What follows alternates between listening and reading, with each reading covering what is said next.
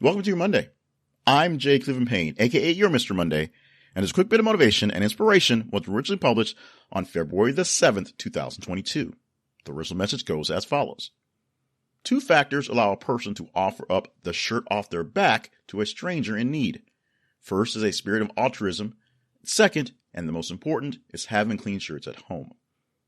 So going deeper into this message, this is one that a lot of us people pleasers have issues with. And yes, a lot of people say they're people pleasers and use that as a kind of way to bring people into the tribe. But that if you are truly a people pleaser, you know and understand what this is and not just using that to sort of bring people into your tribe.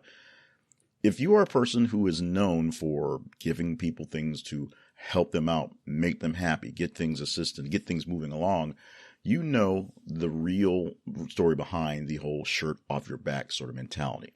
I'm not sure exactly where the actual statement came from, but to be basic, the people you know that will give the shirt off their backs are people that are described as people who are do anything for other people. They're kind, they are thoughtful, they want people to do better, and if someone is in need, they will more likely sacrifice things they have so that the other person can get better. But there's also issues with actually being able to do this. As I said in the message, 2 pieces to this. First off is the spirit of altruism, the belief that a person is doing something for the greater good, or at least the greater good to get over from themselves. Some people are being charitable for the fact that it looks great to be charitable. Some people are charitable because they really do care. In most cases, the reason a person's willing to sacrifice this is not as important as the actual sacrifice.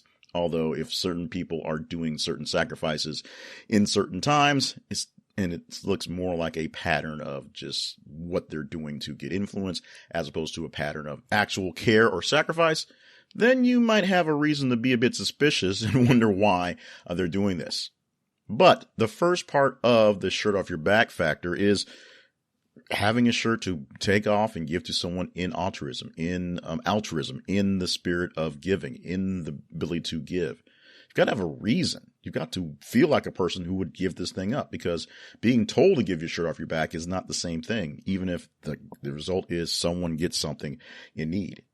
Being a person willing to give the shirt off your back means you got to be willing to take it off and give it to someone for whatever reasons there are. Now, the second part really does make the difference. If you can give the shirt off your back to another person, that means you are now shirtless. You yourself are lacking in the thing that the other person needed. And that other person needed that thing because it's sort of a standard to have. Shirts are kind of important to be walking around in. So, in order to give the shirt off your back, you've got to have access to other shirts. Mostly having shirts at home that are clean, ready to go, that you can put on to replace that one that's gone there. Or being able to go to another store, another place to get more shirts, access to shirts that are there. Because if you don't have access to another shirt, you're making the situation extremely worse for yourself, not in the short term or just a bad break, but seriously, you can't support yourself, you can't support other people. It's going back to the even more cliche talk about putting the oxygen mask on yourself in the airplane. That thing comes up a lot, doesn't it? But if you're passed out, you can't put a mask on anybody else in the cabin. You can't help anyone else whatsoever if you lose oxygen and you pass out and they have to help you.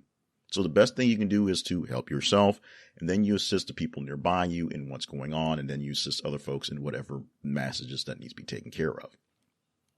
If you no longer have any shirts, any shoes, any socks, any assets, then what good are you to the world? Because now someone has to come out there and bail you out. If everyone is always bailing people out of situations because their bailing people out gets them into worse situations, then no one gets better. If you have the means to help people out, help people out. If you have the spirit of wanting to help people out, it's even better. But if you do not have the means to help someone, it's not going to do you or the other person any good to try to make yourself worse to make them better. You're not humbling yourself in their image. You're just making life for yourself worse and making yourself having to go and find someone else to give the shirt off their back. So take it as a very simple thought process if you are a people pleaser if you are a person who seems to have to sacrifice things. And this is something that I've dealt with actually recently as I'm recording this, where I had to offer up a piece of equipment, something I bought personally because I found I needed it around the workplace to use stuff. So it was very important to have. So I went and paid for this.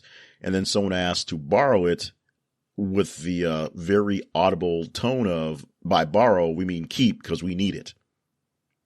Maybe they didn't know that I purchased it out of my own funds and it was like my actual piece of equipment. So they just assumed, oh, it was around the place. So we need to use it. So wherever it came from, you would basically replenish it. But that's not the case. The shirt off my back, i.e. this piece of equipment that was offered up to the other person, came from me in my closet, if you will, and me having to go back to my closet, not having a spare of these things, and then to go back and acquire another one. I gave the shirt off my back knowing I did not have another shirt to give, to use for myself to walk around. And so for about a week, I was short on equipment because someone basically said they needed it. Whether they did or not, or whether they could go got it themselves, they could have gone and got it themselves. So think about that in your shirt off your back allegory. First, you have to have the spirit of altruism, or just in this case I had of this equipment, just want to not be bothered because it was I was being bothered, to be totally honest. The second is making sure you have the resources to get more shirts or clean some more shirts back in your closet at home. I had the resources to replace this piece of equipment, so it wasn't such a big deal, other than the fact that I was short the equipment for the rest of the week till I had time to go and actually replace it. Think about that. Before you can give the shirt off your back, you've got to know that you've got more shirts, and you've got to actually want to, because being told to is not giving you no one's going to give you the title of a person to do this thing if you're being told to do it. This has to be done voluntarily, but you have to volunteer. 2 factors allow a person to offer up the shirt off their back to a stranger in need. First is a spirit of altruism. Second, and most important, is having clean shirts at home. This original message was published on February the 7th, 2022 from Welcome to Your Monday. For more messages like this one, plus books, merchandise, and other information related to this project, visit the website, welcometoyourmonday.com.